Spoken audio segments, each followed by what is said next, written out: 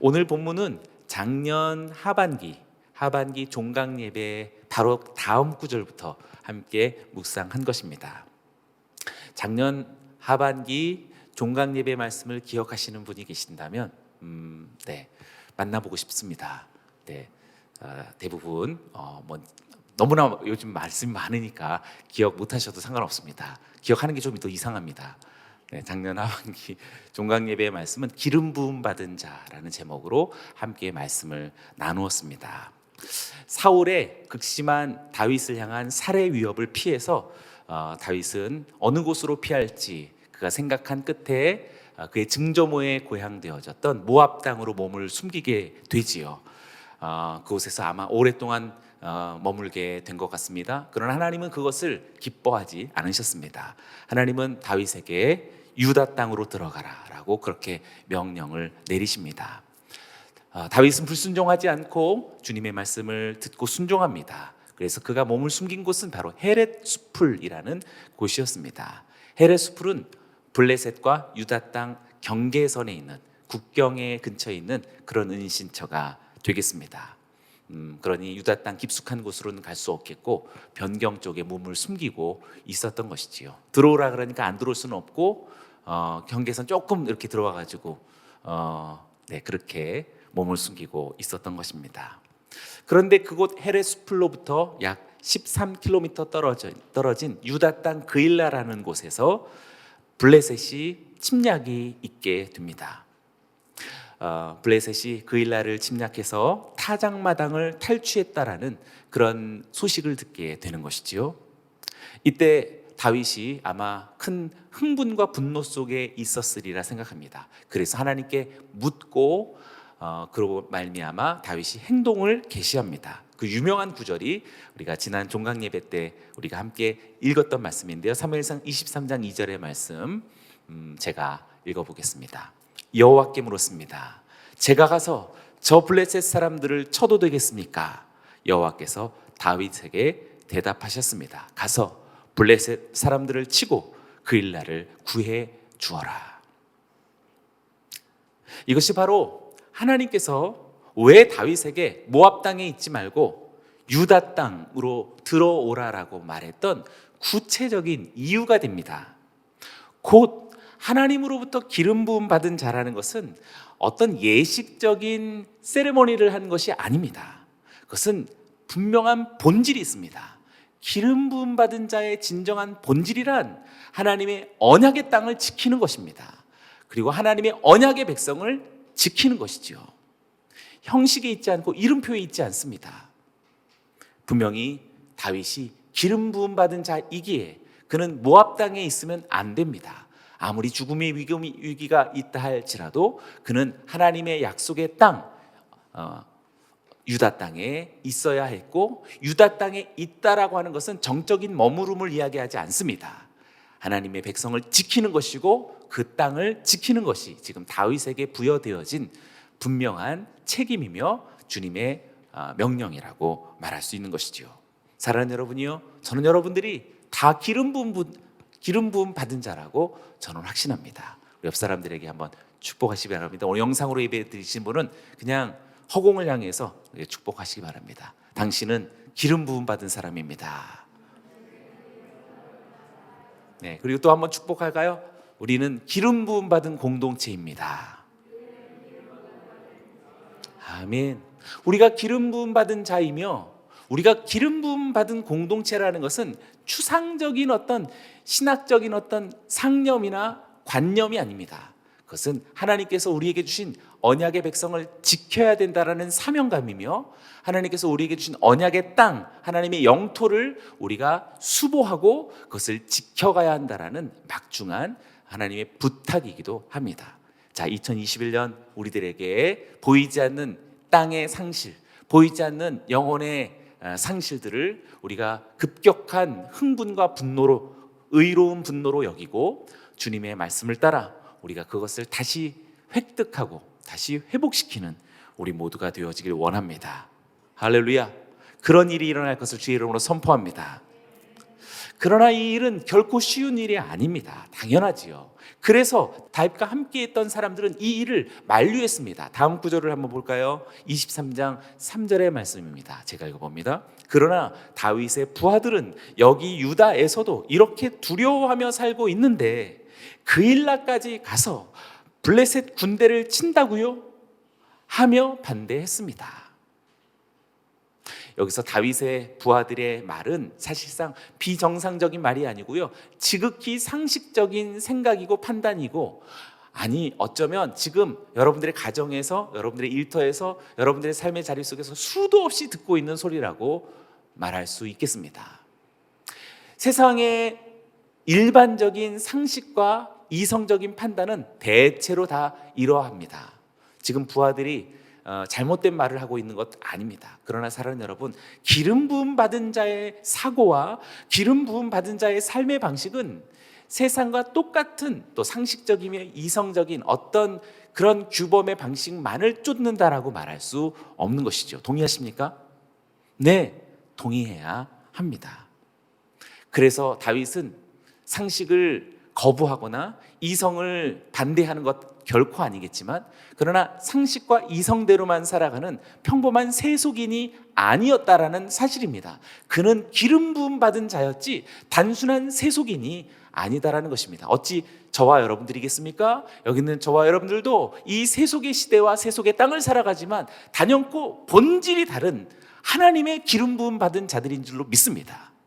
할렐루야. 그렇다면 달라야겠죠. 어떻게 달라야겠습니까? 다윗은 또다시 하나님께 묻습니다. 하나님의 답변이 어떠했는지 궁금하시죠? 다음 구절 4절을 함께 같이 읽어보겠습니다. 시작. 다윗이 여호와께 다시 묻자 여호와께서 그에게 대답하셨습니다. 그일라로 내려가라. 내가 블레셋 사람들을 내 손에 넘겨주겠다. 너무 멋있죠? 아마도 다윗은 충직한 자신의 부하들의 말을 그냥 거두절미하지는 않았던 것 같습니다. 그들의 말과 그들의 권면과 그들의 충고를 그래도 마음에 담고 그도 결정할 때 중요한 그런 갈등을 느꼈겠지요. 그러니 하나님께 다시 물었던 것입니다. 사랑하는 여러분이요, 갈등이 찾아오고 결정의 기로에 서 계실 때 하나님께 다시 물을 수 있는 저와 여러분들이 되어지길 원합니다. 하나님께 묻고 또 묻고 하나님을 찾고 또 구하는 그러한 공동체가 기름 부음 받은 공동체의 진정한 특징이며 당연한 특징이 되어집니다. 사랑하는 여러분이요, 매주 수요일마다 우리가 깊은 기도에 무릎을 꿇기를 원하고, 우리가 다 같이 함께 모일 수는 없지만 할 수 있는 대로 최선을 다해 성소를 향하는 발걸음, 그 발품을 팔 수 있는 우리 모두가 되어지기를 원합니다. 할렐루야. 그리고 대표하는 누구라도 와서 하나님 앞에 제단을 쌓고 거룩한 불로서 주님의 제단 앞에 나아가기를 바라는 간절한 마음을 토할 사람들이 필요한 것입니다. 그때 하나님은 더 확고부동하게 말씀해 주셨죠. 그일라로 내려가라 라고 말씀하십니다. 이번에는 내려가라는 말만 하지 않고 하나님께서 보증을 주시는 것이죠. 내가 블레셋 사람들을 너의 손에 넘기겠다라고 하나님이 뒤를 봐주고 계시겠다라는 거죠. 오늘 이 말씀이 저와 여러분들에게도 적용되는 줄로 믿습니다. 하나님이 여러분의 뒤를 봐주시고 지키시고 승리로 이끄실 줄로 믿습니다. 결과는 어떻게 됐습니까? 다음 구절 5절입니다. 5절도 같이 한번 읽어봅니다. 시작. 그리하여 다윗과 그의 부하들은 그일라로 가서 블레셋 사람들과 싸워 그 가축들을 잡아왔습니다. 그는 블레셋에 큰 타격을 주고 그일라 사람들을 구해 주었습니다. 할렐루야. 너무나 멋진 장면, 바로 오늘 이 장면이 2021년 상반기가 되어질 줄로 믿습니다.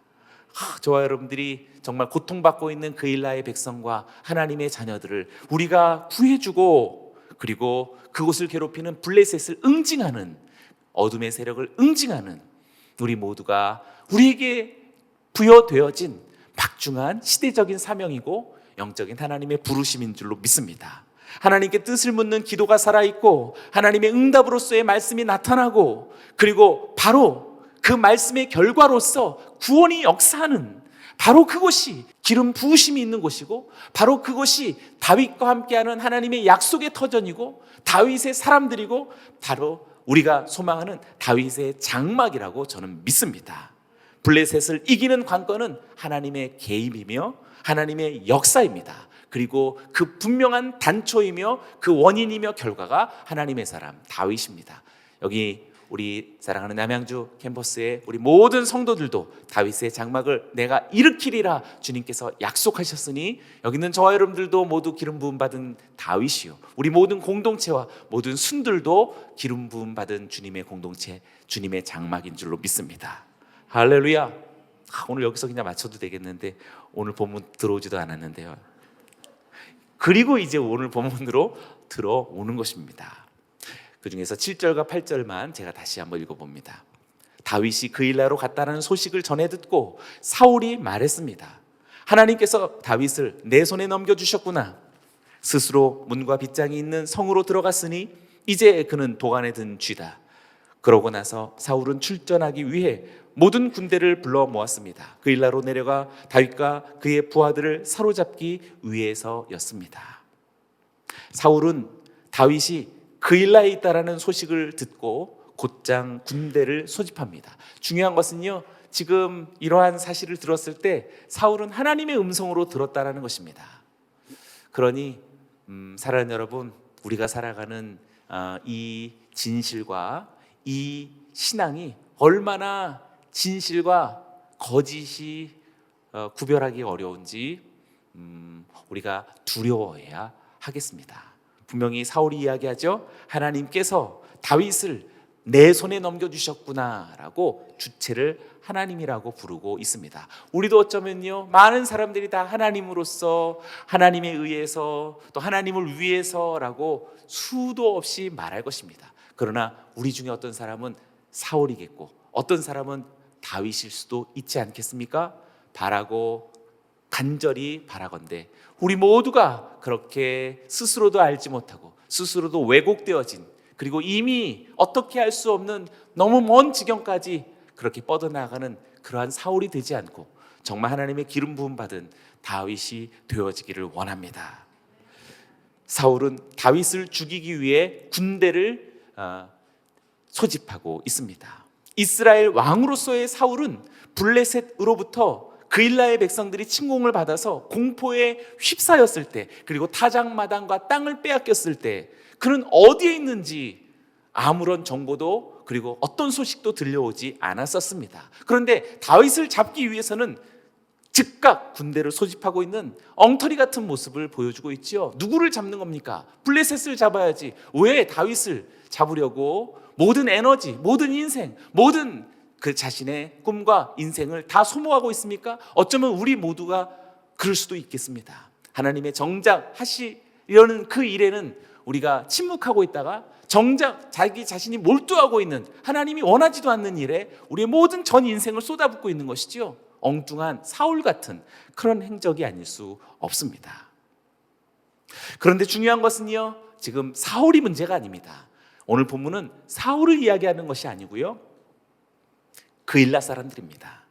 본문은 이런 상황을 우리들에게 이렇게 알려주고 있습니다. 12절을 제가 읽어봅니다. 다윗이 다시 여쭈었습니다.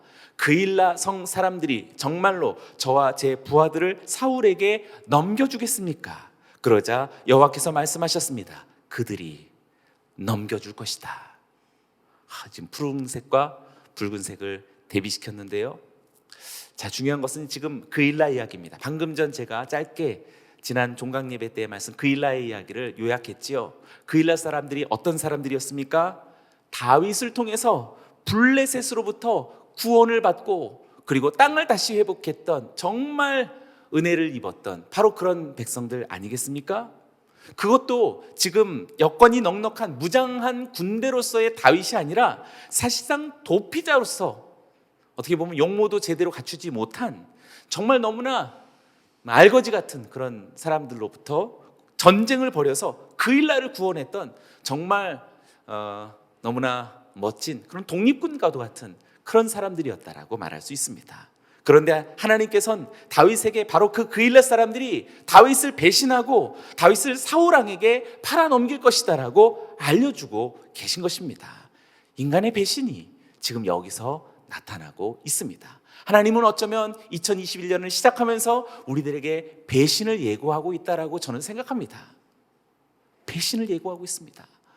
누군가의 다른 타자로서의 배신도 있겠지만 사실상 우리의 수많은 여러 가지가 함께 연루되고 그리고 함께 네트워크를 갖고 있는 우리의 인생 각자의 삶 자체가 어쩌면 우리들을 배신할 수도 있겠다 싶습니다. 우리들의 건강이 배신도 할 수 있겠고요. 우리가 자녀들이 배신할 수도 있겠고요. 그리고 믿었던 어떤 나의 현실의 안정적인 또 직장이나 터전이 나를 스스로 배신할 수 있을 수 있다고 생각합니다. 다윗은 아마도 이 사건을 통해서 철저하게 다시 한번 깨달았을 것입니다. 과연 누구를 믿고 의지하고 신뢰할 수 있는 것인가? 다윗은 도피 생활을 시작할 당시 아무것도 소유하지 않았던 것처럼 다윗이 자신의 생명을 보장받을 수 있는 성읍은 그 어느 곳에도 없구나다라는 사실을 알았을 것입니다. 그래서 그는 이곳저곳을 전에도 사실 떠돌아다녔지만 그일라 이후로 그는 철저하게 떠돌이가 됩니다. 13절의 말씀이 잘 표현해주고 있는데요. 같이 읽어봅니다. 시작. 그래서 다윗은 600명 정도 되는 부하들을 이끌고 그일라를 떠나 이곳저곳으로 옮겨 다녔습니다. 사울은 다윗이 그일라에서 떠났다라는 말을 듣고 출전하려다가 그만두었습니다. 사람이 큰 기대를 기대하지 않는 사람이나 환경에 대해서는 사실상 큰 배신감을 느끼지 않습니다. 그러나 믿는 만큼 우리는 그 배신에 대한 큰 상처를 얻게 되는 것입니다.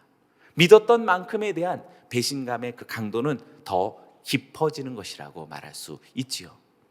다윗은 구원자로서 직분을 감당하는 삶을 살아갈 때 은혜를 베푼 사람들로부터 보상을 기대해서는 안 된다라는 것을 절절하게 그일라로부터 배웠을 것입니다.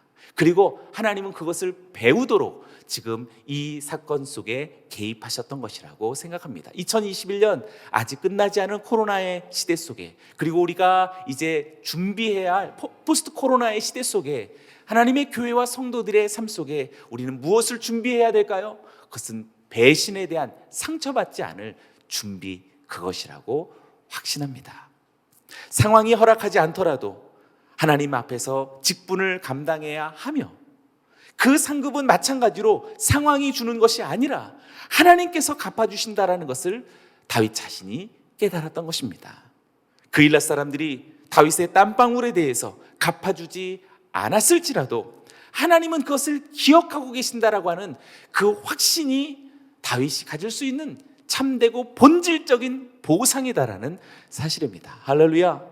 우리 모두에게도 그러한 보상에 대한 본질적인 확신과 믿음이 있게 되기를 원합니다. 아멘. 우리가 조금만 상실감이 오면 금방 마음이 시무룩해지고 분노로 막 치밀어 오르고 사역과 직분에 대해서도 송두리째 그냥 남몰라 할 수 있는 그런 순간이 속수무책으로 다가오게 되는 것입니다. 그러나 오늘 탁 철저하게 하나님의 보상이란, 내가 생각하는 보상이란 무엇인지 오늘 주님 앞에 선언하는 시간이 오늘 이 상반기 공동체 개강 예배라고 저는 확신합니다. 특별히 우리 순장님들이요, 직분을 맡은 자들이요, 리더십들이요, 오늘 다윗같이 환경 속에서 상황으로부터의 보상을 일절 우리가 기대하지 않고 하나님이 알아주실 것이다라는 확고한 보상의 본질로 오늘 우리가 무장되기를 주의 이름으로 축원합니다. 옆 사람들에게 한번 선포합니다. 하나님이 당신을 기억하십니다. 이것이 보상입니다. 아멘. 지금도 마찬가지입니다. 누군가를 위해 수고하고 애쓰게 되면 은근히 보답받고 싶은 것이 인지상정이죠. 어떻게 보면 본능적으로 우리의 자리매김할 수 있습니다. 아니 그래도 그렇지. 아니 저 사람이 어떻게 나한테 그럴 수가 있나. 네, 오늘은 그럴 수 있다라고 그렇게 말하고 다짐하고 우리가 마음속에 새겨야 할 것입니다. 할렐루야. 아멘. 배신하는 사람들 혹은 은혜 갚지 않는 사람들을 비난한다든지 혹은 그들로부터 상처를 입어서 큰 어떤 실족과 시험들의 기간을 오랜도록 허용하는 그 자체가 사실상 미련한 것이요, 어리석은 것이요, 그 사람이 연약한 사람이다라고 우리는 스스로 그렇게 여겨야 할 것입니다. 오히려 은혜를 베풀 때 보답을 기대하지 않는 헌신으로서 사랑을 베풀지 못했던 자신의 미숙함을 스스로 경척해야 하는 것이 올바른 오늘 개강 예배에 주님이 주시는 우리의 마음의 태도라고 확신합니다. 갚아주시는 분은 절대 배신하지 아니하시는 하나님이신데 우리는 늘 배반에 능숙한 사람들에게 소망을 두고 있습니다. 부지불식간에 그렇게 소망을 두고 있고, 절대 배신하지 않는 하나님에게는 제대로 소망을 두고 있지 않은 경향이 많습니다. 우리는 또 한 가지를 발견할 수 있습니다. 다윗은 이처럼 철저하게 인간적인 배신을 맛보고 참담한 심경이 되면서도 한편 대조적인 감정을 느꼈을 것이라고 확신합니다. 왜냐하면 그것은 여전히 응답하시는 하나님, 여전히 보호하시는 하나님, 여전히 산성이 되시는 하나님에 대한 신뢰가 있었기 때문입니다. 배반이 다윗에게 준 유익이 있다면 그것은 분명 하나님만을 신뢰하는 신앙을 더욱더 성숙해 갔다라는 그런 결과가 됩니다. 배신이 신뢰를 성장하게 했다라고 말할 수 있는 것이죠. 할렐루야. 오늘 이러한 말씀과 정황이 저와 여러분들에게도 고스란히 열매 맺게 되어지기를 주의 이름으로 축원합니다. 첫 번째 한번 볼까요? 완벽한 대조는 바로 다윗이 처했던 상황과 하나님의 인도하심을 너무나도 분명하고 뚜렷하게 표현하는 말씀이 본문 12절과 14절에 기록되어져 있습니다. 두 구절을 한번 우리가 비교해 볼까요? 12절을 같이 한번 읽어보겠습니다. 시작. 다윗이 다시 여쭈었습니다. 그일라 성 사람들이 정말로 저와 제 부하들을 사울에게 넘겨주겠습니까? 그러자 여호와께서 말씀하셨습니다. 그들이 넘겨줄 것이다. 네, 분명히 그일라 사람들에게 사울이 넘겨줄 것이다 라고 하나님 그렇게 야속하게 말씀하시죠. 그런데 14절을 보시기 바랍니다. 14절을 같이 읽어봅니다. 시작. 다윗은 광야 요새에 머물기도 하고 십광야 언덕에도 있었습니다. 사울은 날마다 다윗을 찾아다녔지만 하나님께서는 다윗을 사울의 손에 넘겨주시지 않았습니다. 너무 멋있죠? 그일라 사람들은 넘겨주었지만 하나님은 넘겨주시지 않습니다. 가시적인 보이는 것 속에서는 우리를 흥분시킬 그일라 사람들의 배반이지만 하나님은 절대로 저와 여러분들을 넘겨주시지 않으십니다. 오늘 이 말씀이 여러분들에게 2021년 고스란히 모두가 다 말씀과 삶으로서 성취되어질 것을 주의 이름으로 선포합니다. 12절은 그일라 백성들이 다윗을 철저하게 배신하고 사울의 손에 붙일 것이라고 선언하고 있음에도 14절은 하나님께서 다윗을 사울의 손에 붙이지 않겠다고 선언한 것입니다. 다윗을 배신하고 팔아먹는 그일라 사람들과 다윗을 끝까지 지키시는 하나님과 대조시키고 있는 것이죠. 완벽한 대조 두 번째를 볼까요? 6절부터 14절까지는 그일라에서 하나님의 인도를 받아서 탈출하는 다윗을 묘사하고 있습니다. 그것은 분노의 도주라고 말할 수 있겠죠. 그리고 15절부터 18절까지는 다윗과 요나단이 만나 짧은 대화를 나누는 그런 내용을 기록하고 있습니다. 그렇다면 여기서 우리 한 가지 생각해 볼 점이 있습니다. 갑자기 요나단이 어디서 출현한 것일까요? 갑자기 다윗과 요나단의 만남이 왜 이 부분에서 문득 나타나게 된 것일까요? 그것은 하나님의 기가 막힌 일종의 보상으로서의 하나님의 위로라고 말할 수 있습니다. 깨어진 신뢰, 배반으로 인해서 상처받은 다윗이 요나단을 통해서 위로를 얻게 하시려는 하나님의 놀라운 숨어있는 조력이며 섭리라고 말할 수 있는 것이지요. 16절과 17절 말씀을 제가 읽어봅니다. 그때 사울의 아들 요나단이 호레스로 다윗을 찾아와서 하나님 안에서 힘을 얻을 수 있도록 격려해 주었습니다. 요나단이 말했습니다. 두려워하지 말게. 내 아버지 사울은 자네에게 손도 대지 못할 걸세. 자네는 이스라엘을 다스릴 왕이 될 걸세. 나는 자네 다음이지. 내 아버지 사울 왕도 다 알고 있는 일이네. 사실 요나단은 사울 왕의 아들입니다. 사실상 가만히 있으면 왕이 될 사람은 바로 요나단이지요.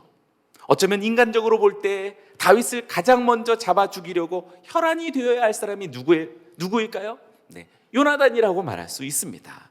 그런데 하나님의 말씀은 바로 그 요나단이 내가 아니라 바로 자네가, 바로 너가 이스라엘의 왕이다 라고 말해주고 있는 것입니다. 너무나 멋있는, 천국 가면 다윗을 먼저 만나기보다 요나단을 먼저 만나고 싶습니다. 다윗을 살려주어야 마땅할 그일라 사람들은 다윗을 죽이고자 사울에게 내어줄 것이지만, 다윗을 죽여야 마땅한 요나단은 다윗을 살려주고 다윗을 왕으로 삼고자 애를 쓰고 있다는 사실을 우리는 완벽한 대조를 또 한번 만나게 됩니다. 하나님께서는 지금 깨어진 신뢰로 넘겨진 다윗에게 가장 큰 신뢰를 통해서 회복시켜 주시는 놀라운 위로를 선물하고 계십니다. 하나님께서 가장 신뢰할 수 있으리라고 여겨진 사람, 곧 그일라 사람의 배신을 통해 오로지 하나님만을 신뢰하고 하나님만이 피난처다라는 것을 알려주시는 것입니다. 또 인간적으로 보자면 가장 신뢰할 수 없는 지위의 사람, 그러나 가장 다윗을 사랑하고 가장 다윗을 합당히 여기는 사람, 바로 요나단을 통해 다윗을 격려해 주고 있다는 사실입니다. 정말 역설의 하나님, 우리들의 모든 인생은 역설이 되어야 옳습니다. 하나님의 큰 손으로 다윗의 축 처진 어깨를 두드리며 용기를 북돋아 주고 계십니다. 우리는 요나단의 음성을 통해 다윗에게 주어지는 하나님의 말씀을 다시 한번 들을 수 있습니다. 요나단은 다윗이 숨어있던 숲을가로 들어가서 이렇게 다윗을 격려합니다. 마지막 16절과 17절 말씀 다시 한번 우리가 한 목소리로 읽어보기 원합니다. 시작. 그때 사울의 아들 요나단이 호레스로 다윗을 찾아와서 하나님 안에서 힘을 얻을 수 있도록 격려해 주었습니다. 요나단이 말했습니다. 두려워하지 말게. 내 아버지 사울은 자네에게 손도 대지 못할 걸세. 자네는 이스라엘을 다스릴 왕이 될 걸세. 나는 자네 다음이지. 내 아버지 사울 왕도 다 알고 있는 일이네. 요나단은 두려워 말라며 강하게 다윗을 붙들어 주었습니다. 오직 하나님만을 의지하라고 선언하고 있습니다. 이 요나단의 말은 도망쳐 나오기는 했지만 의기소침한 상황에 빠져있던 다윗에게 너무나도 놀라운 위로와 격려가 되었을 것입니다. 좌절할 수밖에 없는 다윗의 형편을 잘 알고 있는 요나단이 다윗을 직접 찾아가 격려해 주었던 것입니다. 틀림없이 요나단의 의지였겠지만 성령에 감동되어진 하나님의 개입이었다라고 확신합니다. 너는 반드시 이스라엘의 왕이 될 거야. 나는 너 다음이지 라고 말하고 있는 이 요나단이 얼마나 우리들에게 무한한 위로와 격려와 용기가 되겠습니까? 여기는 우리 모두가 서로가 다윗이며 또한 서로가 요나단 되어지는 2021년에 우리 순모임과 공동체가 되기를 주의 이름으로 축원합니다. 옆 사람들에게 축복합니다. 당신 같은 다윗을 만나서 영광입니다. 내가 요나단이 되어주겠습니다. 아멘. 다윗은 지금 마땅하게 얻어야 한다고 생각하는 것을 내려놓아야 했고, 동시에 자신이 마땅히 얻을 수 없는 것을 얻을 수 있다라고 하는 격려를 듣고 있는 것입니다. 그일라 사람들로부터 받는 보답이 아니라 전 이스라엘을 주시겠다라고 하는 하나님의 격려, 그까지 그일라 사람들의 보상을 기대하십니까? 전 이스라엘의 보상이 있다라는 것을 잊지 마시길 바랍니다. 다윗은 바로 그것을 요나단으로부터 듣게 된 것입니다. 지금 다윗은 요나단이라는 하나님의 사람을 통해 용기와 격려와 새로운 떡을 먹고 미래의 도피 생활을 능력 있게 해나갈 수 있도록 무한한 하늘로부터의 힘을 하나님의 사람으로부터 얻고 있다라는 사실입니다. 우리들의 순모임이 바로 그러한 공간입니다. 절대로 약하게 생각하고 소홀하게 여기지 마시기 바랍니다. 우리 모든 2021년 상반기 순모임마다 바로 이렇게 다윗과 요나단이 만나 서로에게 격려하고 하나님이 무한한 하늘로부터의 보상과 위로와 주님의 축복을 선물하는 요나단이며 또한 다윗이 되어지는 우리 모두가 되기를 주의 이름으로 선포합니다.